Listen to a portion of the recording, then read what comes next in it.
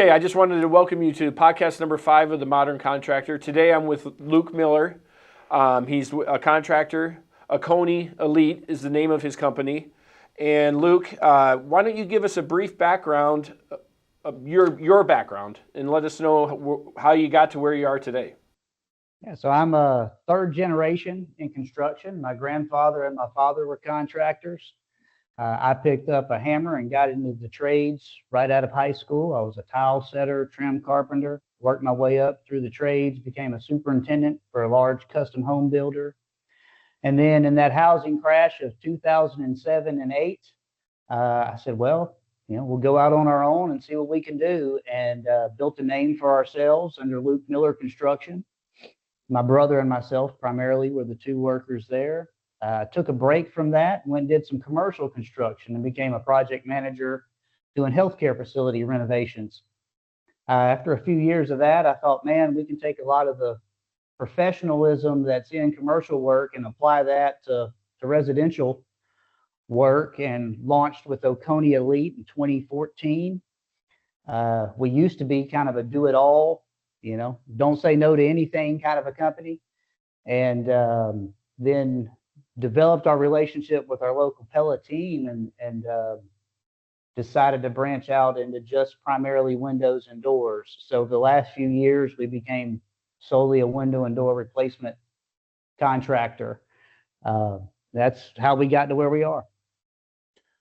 That's always something that comes up, because when we started, I didn't say no to anybody, for sure. I thought I'd lose a customer for life if I said no to any particular project. With clients that I have now, I really do try to get them to focus on a particular service, like you are.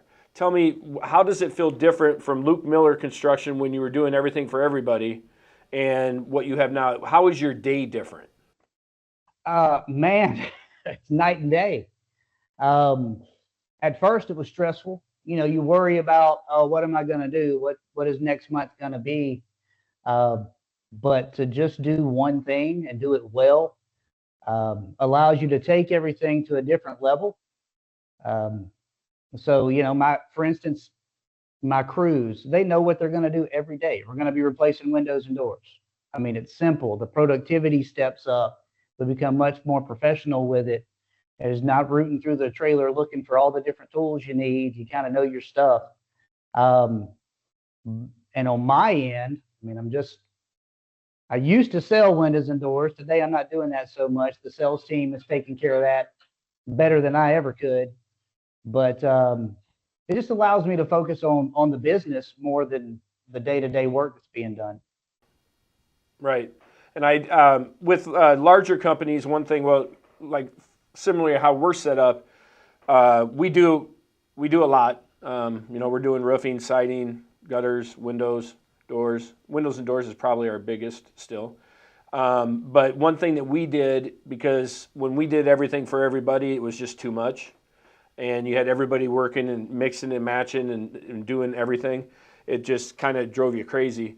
But what we have done, if you are a company that does want to do multiple services, we split up into divisions. So we have a window production division, we have siding production, so what you said about your people always doing windows, for us, wanting to continue the other services, we just basically have a team dedicated to those services. So it feels for me, it feels like what you feel like, because they're not chasing their tails trying to provide everything. So our deck builders build decks, our siders side, our window installers do windows. So for a larger company, that's if we have a client that's at 20 million, that's a way they can do it. That's a way if they want to continue to do it, that's what I recommend, is to really clearly define each division and have it run on kind of its own entity, so that you get better and better at it.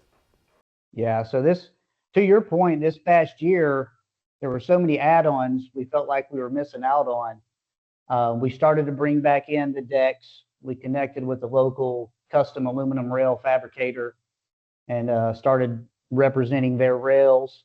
So we broadened back out to the decks and the rails, and then we picked up a few siding jobs. And I think that's where we're going to go next year, as we push for larger market share in the windows and doors, allowing my sales guys those easy upsells. I mean, you're already there. They already trust you. Let's do the siding. Let's do the painting. Let's do the deck. Let's do the rails. But that's a really good point to think about it. Treat it as a separate division in and of itself, so we don't become so cluttered moving forward. I'll take that into account.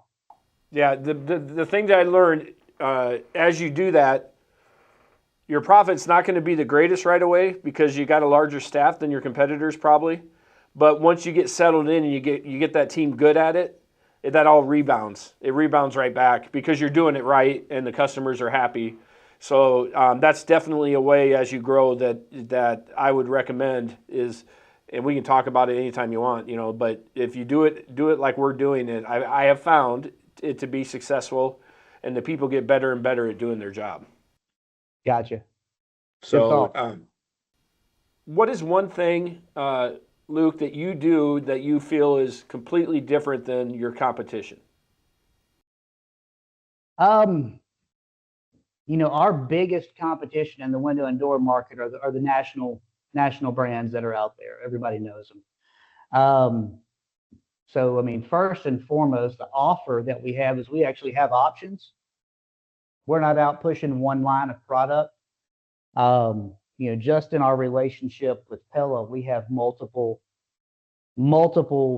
windows, doors to help fit needs that people may have.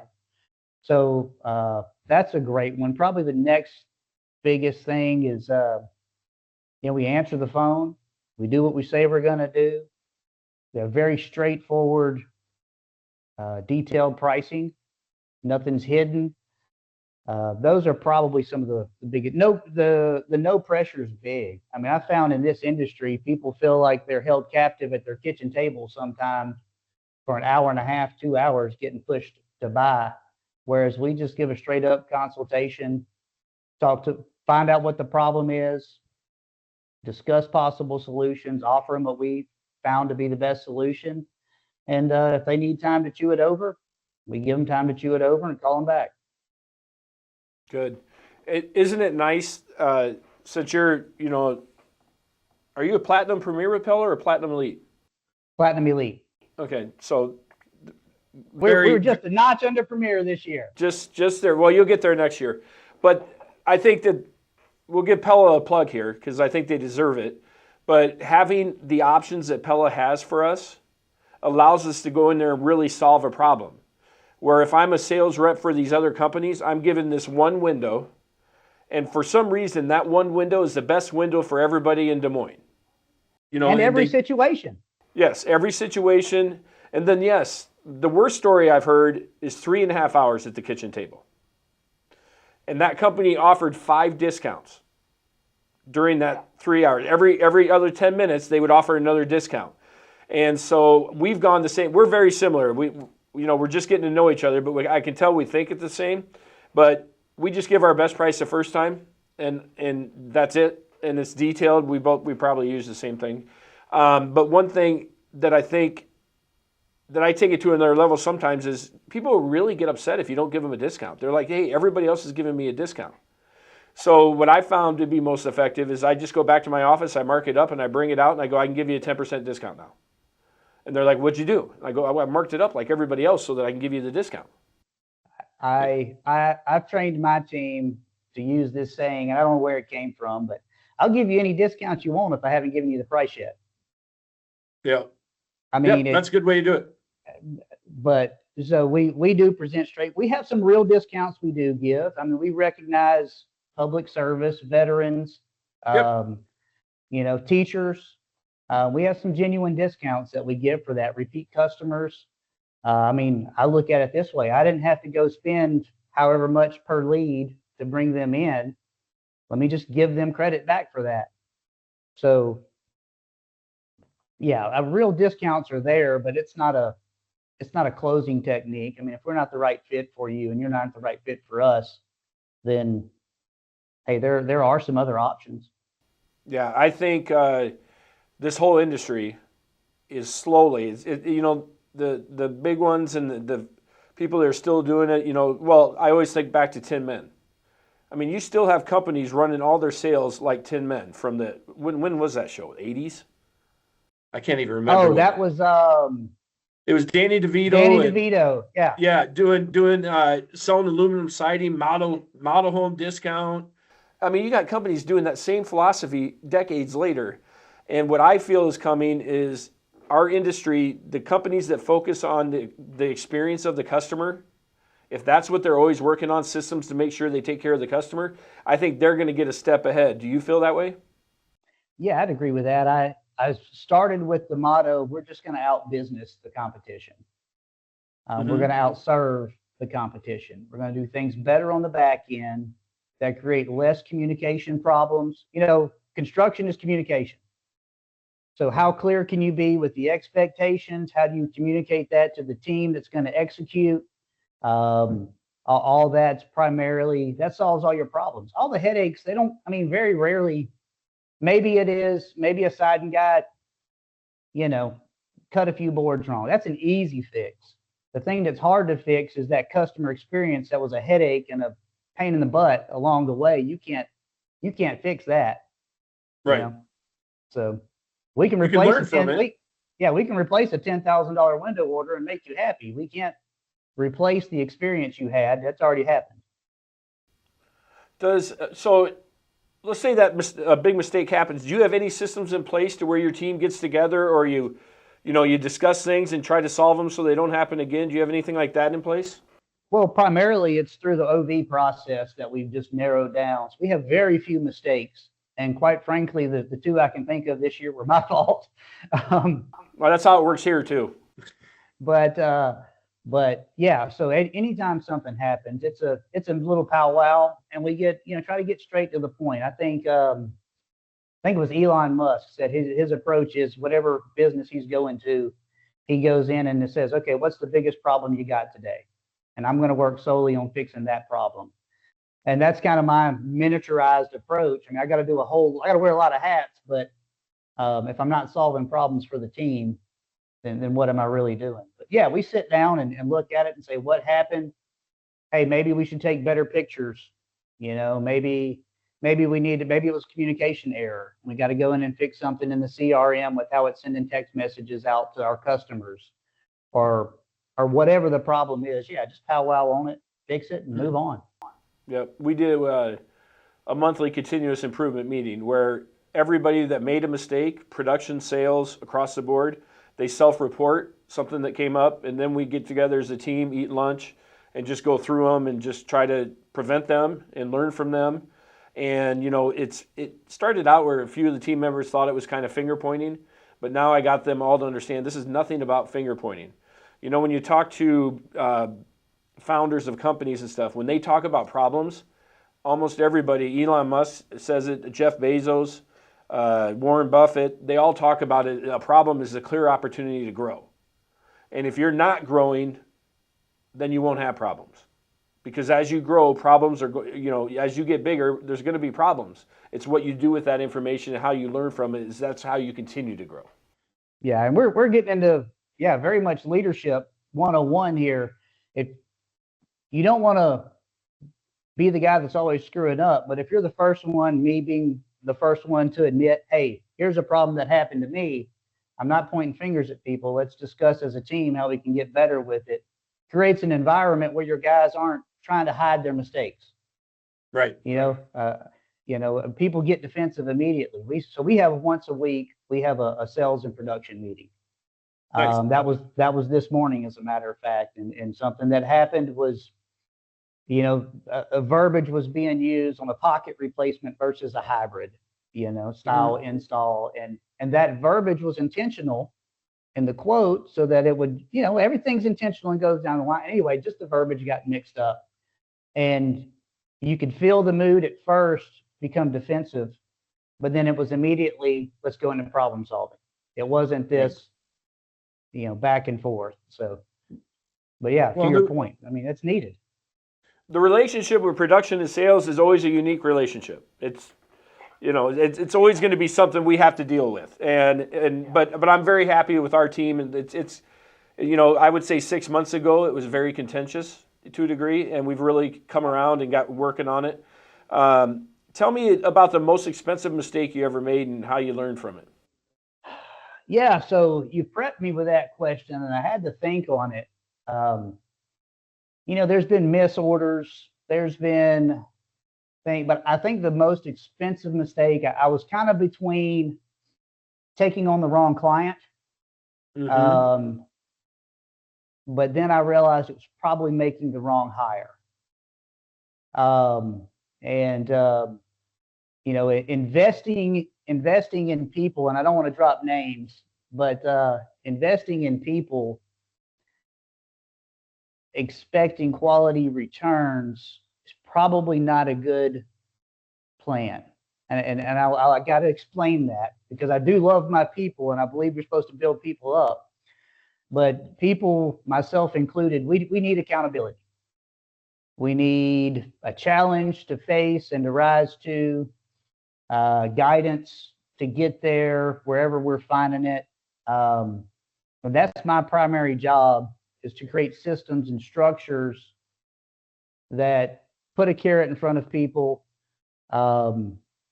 And then I step back and oil the gears of that machine as they need doing it. Sometimes I just rebuild the machine of that system they're supposed to work in. But I think thinking I was just going to buy a person and he was going to fix my problem, that's probably been my biggest mistake. Okay. Yeah, hiring is an area where I've learned over the years. One thing I wrote in my book about is the philosophy that, in hiring, early on, people told me, hire people as cheap as you can. It's an expense. It's going to go against the revenue, and it's a negative thing. And when it was about 4 years ago, I think, when I really finally got to the point where I started looking at hiring as an investment. Don't you think of it that way, where if you pay a little more, it's amazing. I'll have somebody come in and I pay them $5 more an hour, and guess what? Production's better. It's not an expense. It's a complete investment. It's amazing how that works. I mean, because it goes counterintuitive. Absolutely, absolutely. First, I want to create the better work environment, where it's not contentious, where people enjoy coming to work, or at least as much as they're going to. Secondly, I want to pay better than everybody else. The good guys, that's how you keep them. I've guaranteed my sales guys a certain number of leads, and I can almost guarantee them a minimum salary, if need be. But I've found the good ones don't want that. The good ones want to be commission only and run and gun.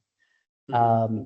So no, absolutely. To retain good help and to attract good help, I mean, you want to be the better place to work, and that equals dollars. Right. What trend in our industry are you most excited about?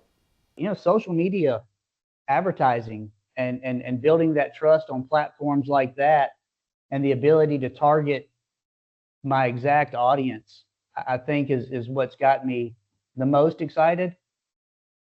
I don't feel like I'm throwing money at random ads on different places, Hulu and whatnot. I mean, we do that as well, but to really dial in and see where we're marketing and attracting our best customers, and the data that we can get from that, no telling how that's going to go. Golly, I mean, um, my guys were talking to me the other day about geofencing at a trade show. Anybody that comes within 1,000 feet of your booth at a trade show can be targeted. I mean, it's just incredible. So there's no telling where that's going to go. Are you using AI at all? Um, to some degree, but I'm just playing with it.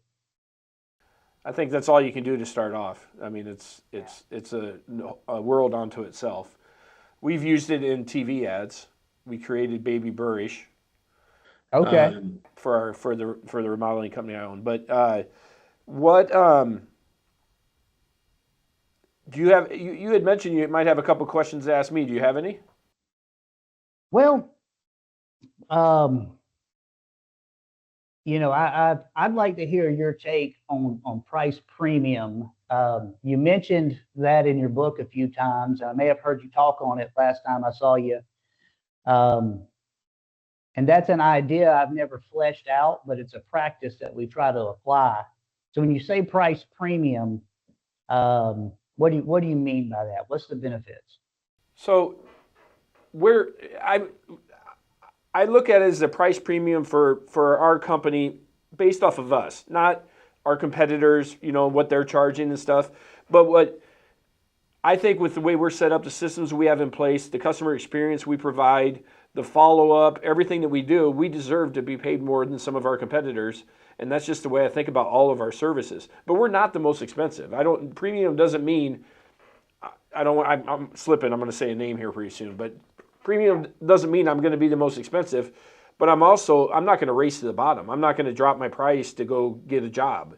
I'm going to hold it, and it's my job and our salespeople and my team as a whole to show the customer why we're worth it. And that's the reputation we have now after 22 years. They understand that, in our market, I think we've developed that relationship with our customers that they know that they would even tell. And we hear it all the time.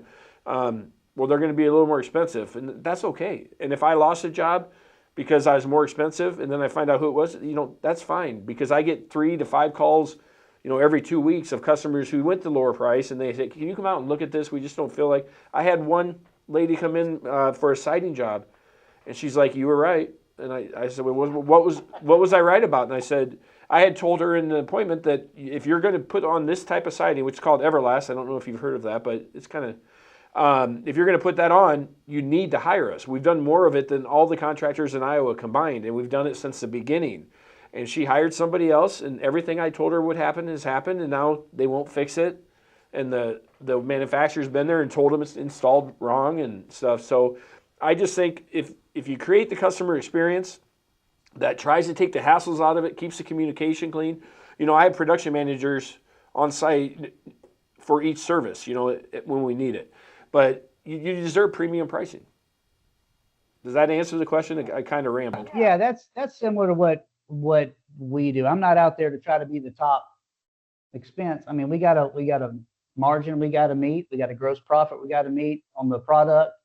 But I've still found that compared to a lot of people, we're easily 15-20% less when you try to hit it apples to apples. That's hard to do with different products, but we're still able to present a white glove type service. That's kind of our motto. We're there from start to clean up, the way we take care of the house all the way through, and do it well. And something that jumped out at me that you mentioned in the book that we do as well is a lifetime warranty on the workmanship. Yeah. And that floors people. I almost have to overcome objections to that, because they're like, what do you mean by that? I'm like, well, if you ever have a problem and it's from a faulty install, we're going to fix it. What do you mean, if ever? If ever. Like, if you ever have a problem and find out something was done wrong, we're going to fix it. And it's just that simple. So I thought that was neat to get your take on that, and the way that builds trust. And it's not a matter of is somebody going to have a problem? It's what happens when they do have a problem. And right. Just take care of it. And so anyway, that was just another thing. I guess more the questions were, we're kind of at this point of shared with you some about diversifying more into the decks and siding and total exterior renovations. And with that's going to come growth in numbers, and it's a new area for me. I'm content and I'm comfortable where we're at, but as we push into that next level of volume, what did you find most helpful in kind of making that jump? You had 1 or 2 years there where you made some huge jumps in business. Mm-hmm. Most helpful, it was the quality of people I was hiring. It's 100% the quality of people I was hired. The hardest part of it was letting them do their jobs. Because, for 15 years, I was my company. I was a salesperson. Or maybe it was around there, about that long. I was the only salesperson, and we were doing a good amount of business, but then we had a much smaller team. But I think I have a business coach. I have a productivity coach. They helped me a lot in just getting the right philosophy and learning what I need to do to be successful personally and professionally. I think that the people were key. You got to get the right people riding the bus. And I really do think that is probably the biggest thing I have going for me now. I have a tremendous team of professionals that know what the expectations are. So I think as you grow, who you hire with that growth, that's going to help you the most. And then systems, you already have systems in place though. You have We've got CRM. I spent a lot of money this year on a consultant and a coaching firm to come in and help me with things I didn't know. I knew how to read numbers, but I didn't really know how to manage a business by the numbers. I needed somebody to come show me that and what those mean and how 1% here and there makes all the difference. Right. And how to protect that, labor burden. I mean, just so many things that got to be accounted for.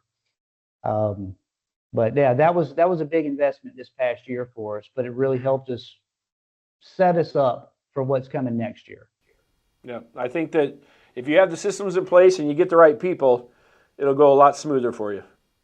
I'm coaching other people now. I have a coach, but I'm also coaching other contractors, and they're all, many of them, you're farther along than a lot of them. A lot of them are doing everything for everybody, and they need to decide what they're going to be, and they're scared to take the next step.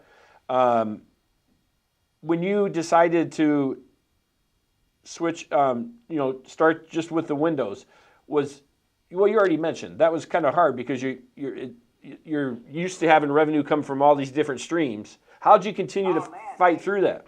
Yeah, things that I didn't know were going to be a problem were the biggest ones. I was the only sales guy for so long, and we'd go out and get a multiple hundreds of thousands of dollars on a regular basis renovations, whether it's kitchens, whole house, along with exterior stuff. And I'd sell one of those, and the crew. That job's going to take 3 or 4 months to do. Mm-hmm. How many of those you got to sell every day? How many leads do you have to make? I had people. I felt like I was telling more people no that I was saying yes to, and that was happening just because I couldn't get to them. And then all of a sudden it switched to, hey, we need to be running, 20, 35 leads a week. That's a different world, but totally doable. And it ended up being one of the easiest things to do. It just freaked me out. The biggest challenge was getting used to that lead time. Turning over jobs. Now we turn over jobs in 2 or 3 days instead of 2 or 3 months. Tell me, is there one piece of advice about business that you wish somebody told you 10 years ago? Oh, yeah. This may surprise you. And it came from my wife, believe it or not. And that was the business is there to work for you, not you for the business. Yeah. And I heard that, but it took a while to settle in. And what does that really mean? Gosh, we could talk on that for an hour, but 2 hours. I could talk on that for 2 hours myself. but I was working, 60, 80-hour weeks were not uncommon. And we were having kids and life was changing. And I remember early on in the marriage, she was like, hey, when we get married, early in our relationship, she's like, when we get married and settle in, you're going to be able to dial this back to a 40-hour work week, right? And I laughed at her. Like, nobody's ever been successful working 40 hours a week. It just can't happen. And I don't think I could have been up to that point. And I just didn't know there was another way to do it. Mm-hmm. So yeah, it's funny that came from my wife, who has very little experience in the entrepreneurial world. But I got to give her all the credit.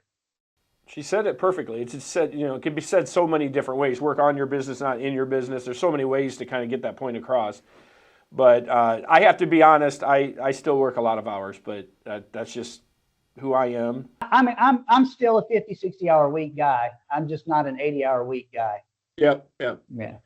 So do you have any books or podcasts or anything like that you tend to really pay attention to and really enjoy? Yeah, there's this really good book out there. It's called Differentiate and Dominate. Nice, Luke. Nice. Thank you. But absolutely. No, and it actually is a good read. When I first looked at your book, I was a little taken aback by the sheer number of chapters, but very practical, very applicable. It's almost like a reference book. You can jump in and just touch base on things. I'd say the most influential book for me would be Search for Significance, Robert McGee. I'm not familiar with that. Yeah, Robert McGee talks about 4 false beliefs that we all have, and how to deal with them. And the whole point of it is basically, if you don't, how that applies to this conversation today, is if you don't know who you are, if you don't know your worth, then you can't confidently lead others or your business. So one of those false beliefs is, I am what I am, I can't change. And it's amazing how many people get stuck in that mindset of, well, that's just the way I am, it's how I was raised, it's how I'm going to be. I was very much an introverted person, very cerebral, very, very good student. Never thought of myself as the person who would be sitting down doing a podcast with somebody else about themselves and their business. But it's funny how you can just put yourself in situations, and when you know who you are and where your worth comes from. And for me, it's in my relationship with my God and my church, being connected and learning to serve, staying accountable in community and being out there. All those things build the person, and if the person's not built, the person can't do much. So how does the company outreach to the community? Well, primarily that's one of the hiring factors when I hire. There's a phrase, I got to give credit to whoever said it, but it's hire on character and train the skill. Yep. It's always nice when the skills and characters combine, but I'm much more concerned with the culture fit with a person than I am a skill set. So that just kind of brings itself naturally in. I don't have to mandate service and this and that, but we're always sponsoring little leagues. We're sponsoring youth group fundraisers in the area. We're the first ones to step up. There's a group of men that came together. It's called Neighbors Helping Neighbors in our community. And anytime there's a window or door related issue, we're willing to jump in and bust our butts, give things at cost, and see what we can do to help them accomplish the goals, similar to like a Habitat for Humanity type service project. Cool. So I'm going to ask one more question, and I think it's going to be about the Pella contractor program. Yeah. So I thought we'd ask you, how does Pella do it right? What do you like about the program? So it's the relationship with our rep and support we get from corporate level. When we're getting you get the benefits, you get the funds, the co-op funds and stuff that other people do. But I think primarily it's the relationship. When there's an issue, you got somebody that'll show up, help you resolve it. The number one thing is service and response to issues. The other window manufacturers that we sell, things can take 6, 8, 12 weeks to get a response and people show up. When I have a problem with anything Pella related, even if I just think it's a problem, they just jump on it and take care of it. And 3-4 weeks. They handle the communications with the customers. They take all the headache out of it. But when it comes to the PCC program itself, I gotta give a nod to our local PCC manager here in Pella, Georgia. He does a great job of staying in touch with us, making sure we need what we need. Running out to jobs if we need him to. I know that's rare, but that relationship kind of takes care of everything. Okay, are you familiar with James Clear? No. He's an author of a book. It was Atomic Habits. And I got a quote from him, and I wanted you to tell me what it means to you. All right. And then we'll close out with this. I really do, Luke, appreciate your time today. No, thanks. I look forward to meeting you, or seeing you again in February down in Scottsdale, I think. Yeah, that's fun. We'll get to see you there. But James Clear had a quote. He said, "Stop waiting. Stop talking yourself out of it. Stop researching. Go do it." What's that mean to you? Yeah, yeah. So one of my own personal flaws is I like to nerd out on things too far. Mm-hmm. Um, whether it's financial, whether it's in business or whatever. Sometimes, man, just get to work. It gets done a lot quicker. Um, that leads into the analysis of paralysis. If you're Mm-hmm. always worried about, don't be afraid of doing it wrong. Made a lot of mistakes, and sometimes those are the best lessons you learn, and they're far more valuable than sitting down. So I could go do 10 jobs and get one of them wrong, or I can sit around and do 5 jobs because I was so worried about getting them all perfect that I was afraid of being wrong. What's better for me? Accomplishing the 9 that went well is far better for me financially. So that's a great statement. Say that one more time. Say it again. Stop waiting. Stop talking yourself out of it. Stop researching. Go do it. Yeah. If you're going to be successful, you're going to take risks sometimes. You're going to step over your skis, and you're going to work your way through it. How many billionaires went bankrupt?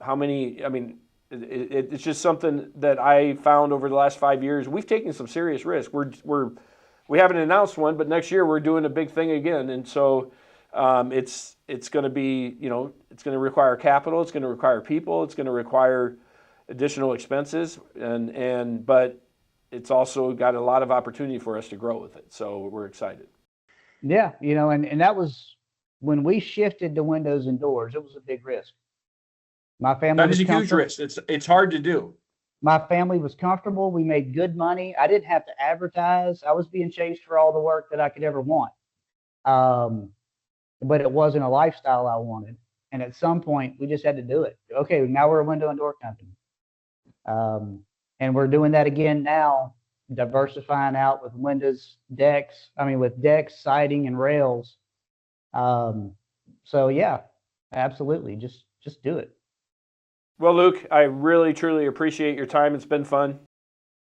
Yeah, man. And I'll see you in about 2 months or a month and a half. And my team has reserved a plane, and we're actually going to skydive down there. Oh, awesome. If you would like to join us, just let me know. Okay. So we're getting some from Pella to join us too. But thanks again. And I appreciate all of you joining us for the Modern Contractor Podcast. We're going to have these going out on a bi-weekly, 3-week basis is what we're shooting for. And we're just hoping to help contractors learn from other contractors and just help contractors create the business and life they want. If you're liking this, please like and subscribe and keep up with all the content we have to offer at the Modern Contractor.